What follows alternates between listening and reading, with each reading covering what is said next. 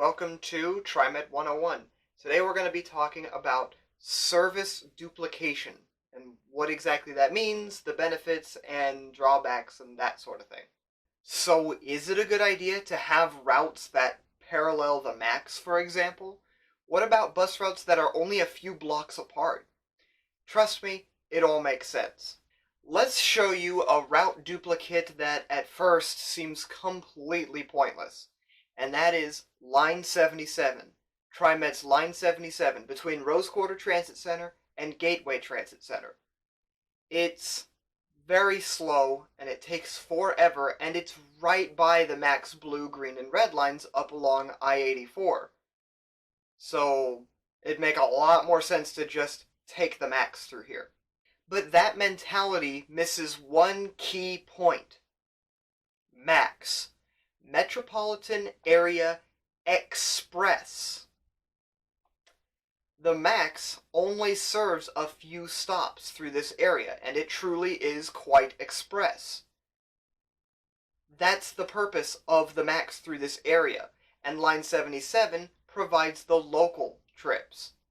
It's very unlikely anybody is just gonna hop on a Line 77 bus at Rose Quarter and then get off in the Gateway area when the Max is truly much faster. That's not the point of the Line 77 bus.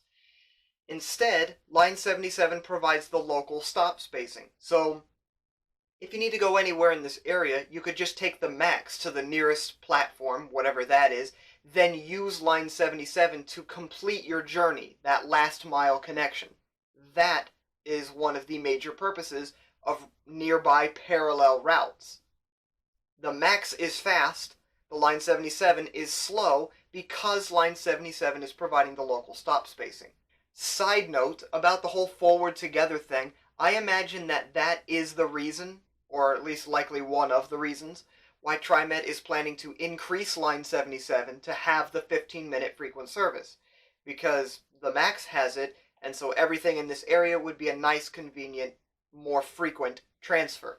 This same sort of idea applies to the Max Green Line between Gateway and Clackamas and the 82nd Avenue corridor. Both are pretty busy corridors and are parallel to each other, pretty close together, and the Max provides the express stop spacing and Line 72 provides the local stop spacing. And when FX gets built on 82nd Avenue,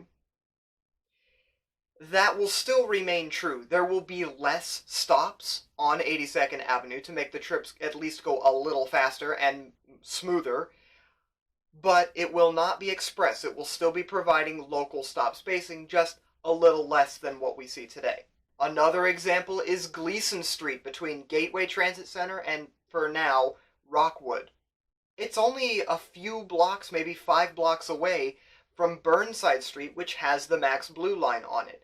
Again, the Max Blue Line stopping less frequently than Line 25, or in the future Line 19, because that's going to change through Forward Together. We are in transition right now.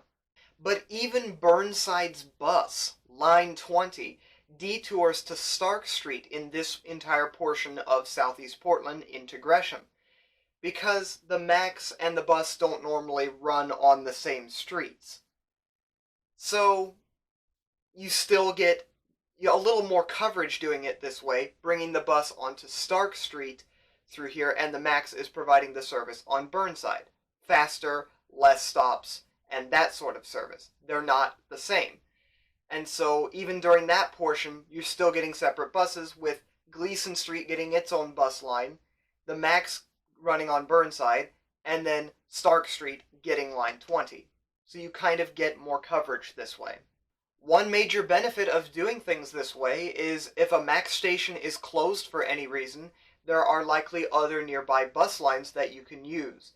I would definitely say for your local Max station, get familiar with what bus routes are nearby in case the Max station gets closed for some reason and you'd still like to be able to get around the area and you want to see what nearby bus services are available. Yes, Trimet will run shuttle bus services, but it may be a good idea to learn the other services in the area so that you don't have to rely on the shuttle services, which get very crowded.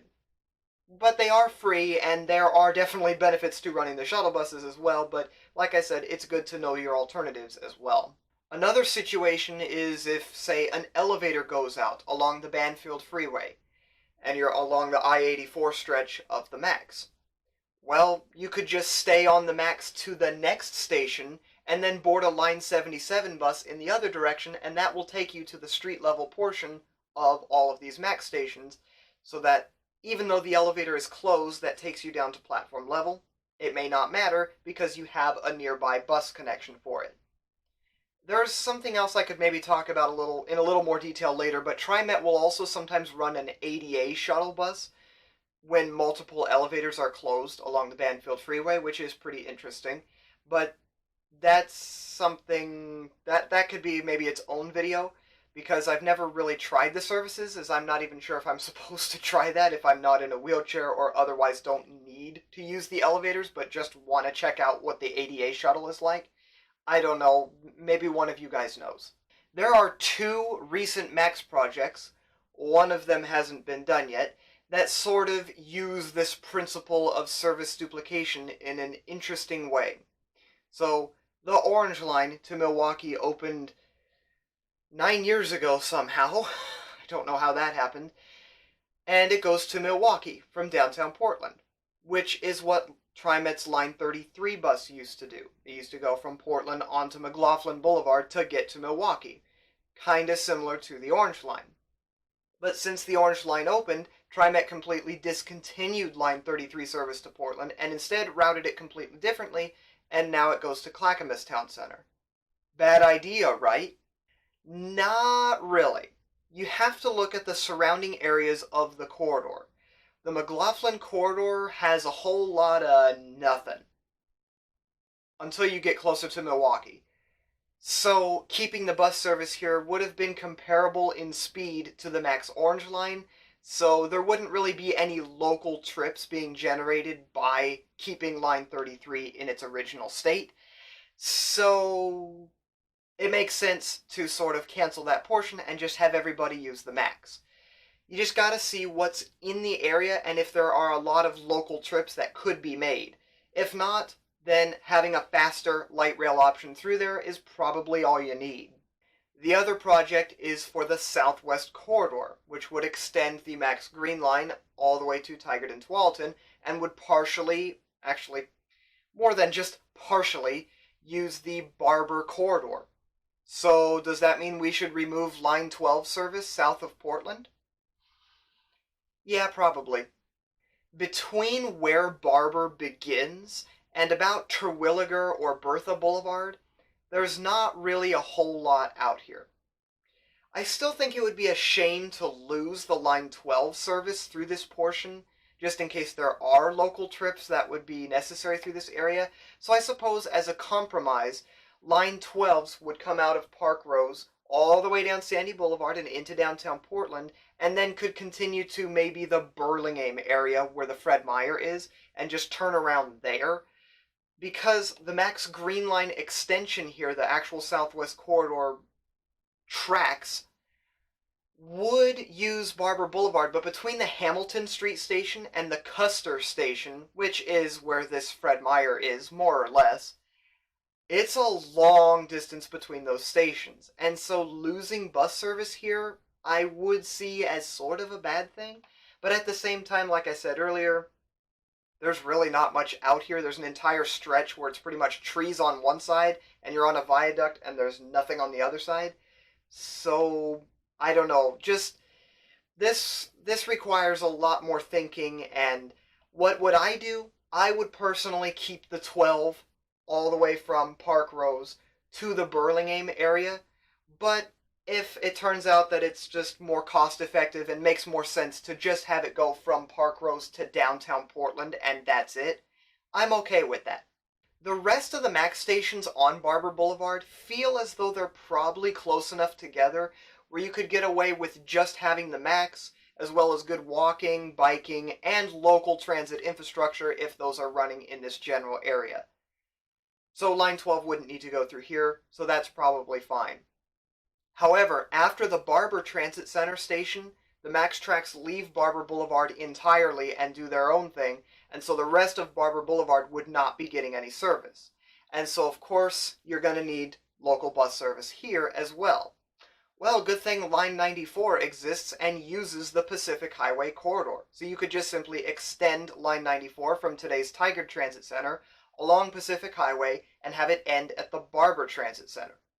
And there you go. You have an entirely local service on Barber Boulevard where that's needed, and you have the Max service, and everything just kind of works together, but also has its own identity.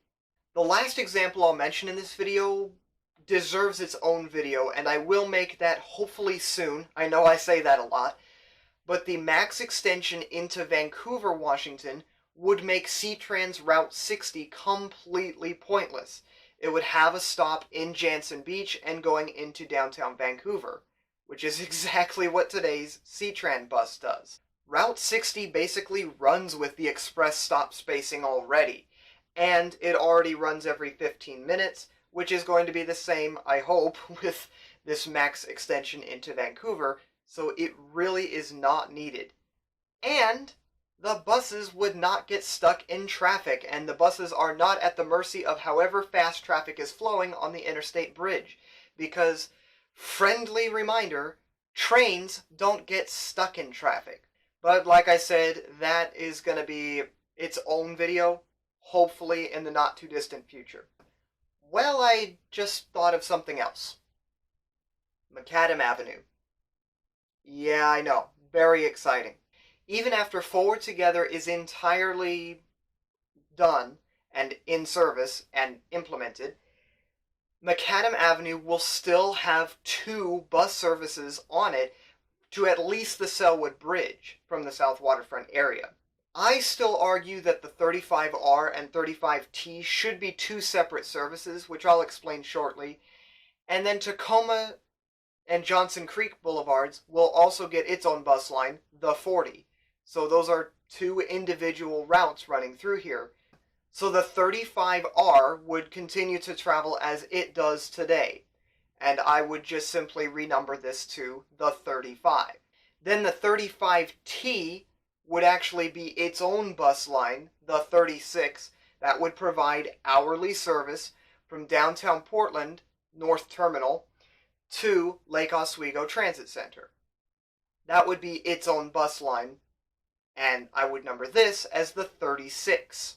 It's entirely identical to today's 35T going on Taylor's Ferry and Terwilliger through this portion to better serve Lewis and Clark College, and this would run hourly just as today's 35T does. This would require additional operations, funding, and things like that, because it would mean the 35R would now be running every 30 minutes for its own thing, and then you'd have to get an entirely new bus line, which might mean additional vehicles, although I wouldn't imagine it being too many, to do this new Line 36. So I'm not saying this is a walk in the park and super easy to do, but it is what I envision to be a better use of line numbers and corridors for Macadam. But I'm not done. Johnson Creek would get its own bus service through here as well. The 40, Line 40. And it would be getting service on Macadam through here as well, and then it goes over the Selwood Bridge to continue its route, finally providing all-day service across the Selwood Bridge. So, to put it simply, lines 35 and 40 would be layering on top of each other, both running on Macadam Avenue. So, what did Trimet do when 2 buses were layered on top of each other on the Barber corridor, the 12 and the 94? The 12 ran entirely local stop spacing, and the 94 ran with express stop spacing. I see that sort of thought process working out pretty well here on the Macadam corridor as well, especially since today's Line 99 does provide some sort of skip-stop spacing on the Macadam corridor. So what I would do for this particular corridor is lines 35 and 36, or 35R and 35T, would still run entirely local stop spacing just as it does today. But line 40 would run with express stop spacing, which I will black out the screen now, and I will put up a list of stops north to south that I would serve on the macadam corridor. So there you go. It's a few less stops, but I do think it would benefit riders in a way that it just makes sense. Two buses on the same corridor can work, but I think having their own identity and having one with local stop spacing and one with express stop spacing just makes sense. Thank you for watching this week's video. I hope you enjoyed. Join me next time for some other random topic, and I'll see you next time.